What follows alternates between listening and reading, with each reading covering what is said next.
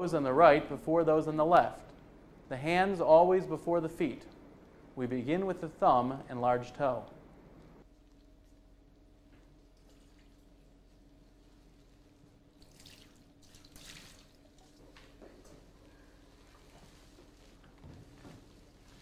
The right side of the back is always washed first, then the left.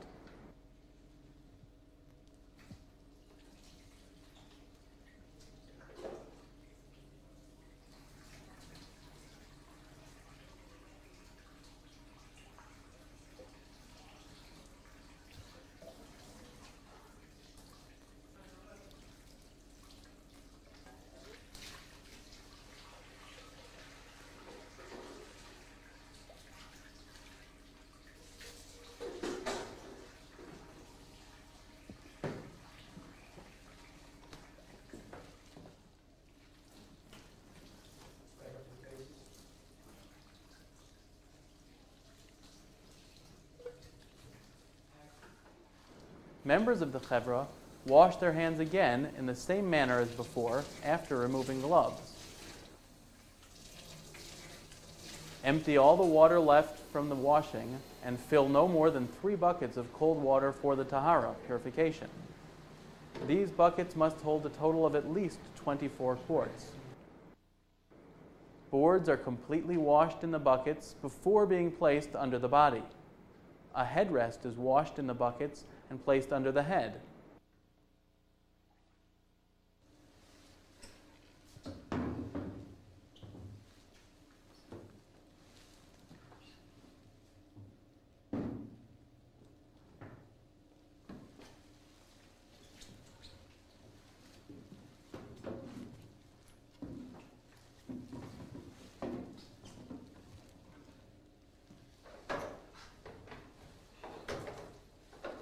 The water is poured over the whole body, starting at the head.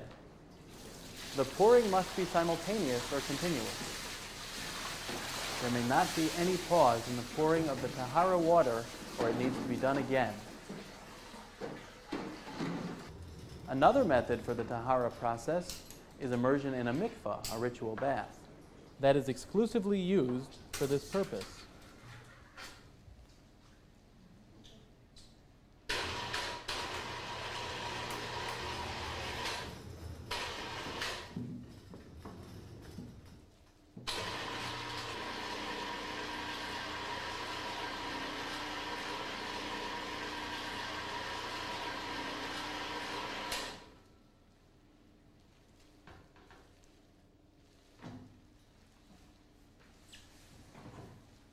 Other methods include pouring the water over the head after the body is brought into a standing position, and throwing the water over the body from the head while the table is inclined.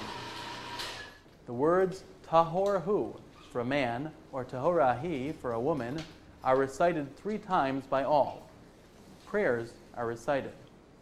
The boards are removed and the body dried thoroughly with a clean sheet. Care is given to sensitive skin and special situations.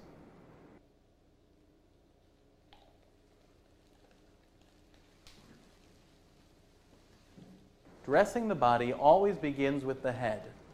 For men, a head cover for the whole head with no straps.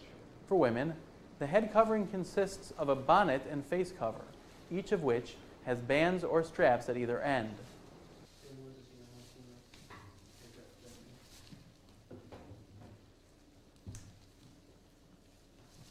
The remaining order of dressing is shirt, pants, dressed over the shirt, leg straps, jacket, also called the kittel, and belt.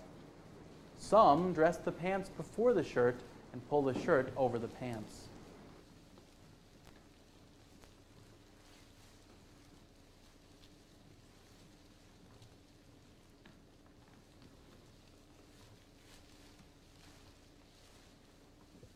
Leg straps for men tie at the ankles. For women, just below the knees. All the garments of the shroud are dressed by 2 people. The straps of all the garments are twisted a number of times and then tied in 1 or more slip knots, depending on individual chevra custom.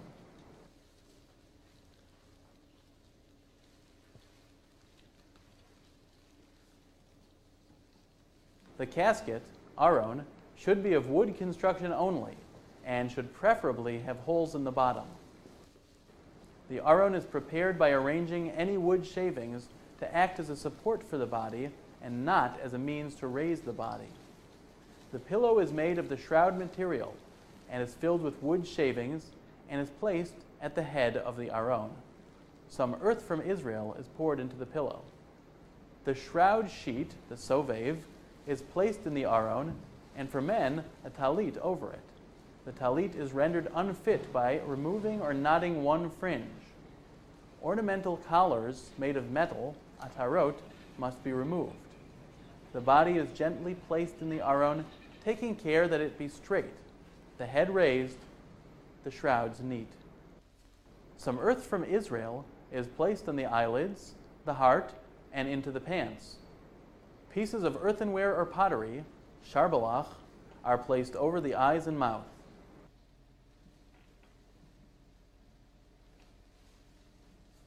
The body is wrapped in the talit for men and the sheet. The left side is wrapped first. The feet are covered first, then the head. Prayers are recited during the dressing of the individual garments, as well as at the end of the dressing. Some recite prayers as the aron is closed and as it is removed from the tahara room. The members of the group ask to be forgiven for anything that was done or may have been omitted, since the entire tahara was done for the purpose of giving honor and respect.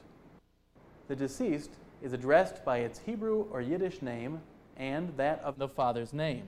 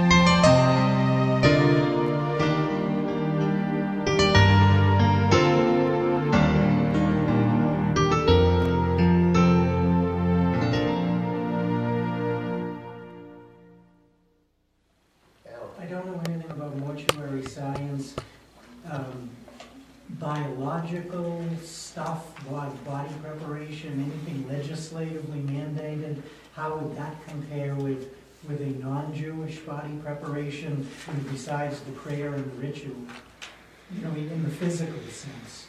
Well, let me say this, in regards to Christian preparation,